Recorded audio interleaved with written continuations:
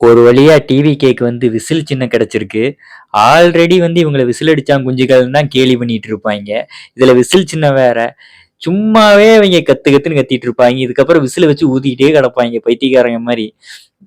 இதுல வந்து தலைவன் எவ்வளியோ தொண்டர்கள் அவ்வளி அப்படின்னு இருக்கும்ல, அதே மாதிரிதான் விஜய்க்கும் அரசியல் தெரியாது. அதே மாதிரி விஜய்க்கு கீழே இருக்கிற தொண்டர்களுக்கும் சுத்தமா அரசியல் தெரியாது. கேட்டா நம்மளை கடிக்க வருவாங்க, நம்மளை அடிக்க வருவாங்க. அந்த மாதிரி ஆளுக தான் இவங்க இருக்காங்க.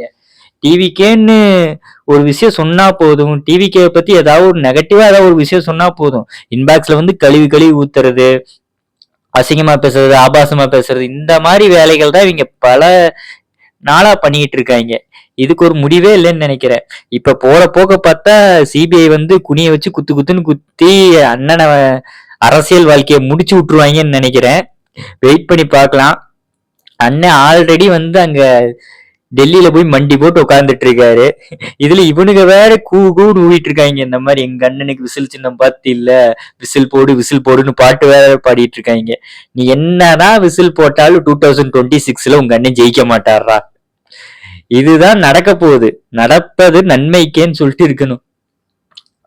ஏன்னா இந்த சைடு பாத்தீங்கன்னா திமுக வந்து ஒரு சைடு வந்து பிளானிங் எல்லாம் போட்டுட்டு இருக்கு. அந்த சைடு அதிமுக வந்து ஒரு கூட்டணிகள்லாம் அமைச்சு ஒரு ஸ்ட்ராங்கான ஒரு லீடரா ஃபார்ம் ஆகிறதுக்கு ஒரு என்னென்ன வேலையோ அதை பார்த்துட்டு இருக்கு. ஆனா இவர் பனையூர்லயே படுத்துங்கிட்டு இருக்காரு. ஆனா இவருக்கு சிஎம் பதவியை தூக்கிட்டு வந்து கொடுத்தரணும். இதைத்தான் இந்த விசில் அடிச்சான் குஞ்சுகள் நினைச்சிட்டு இருக்காங்க.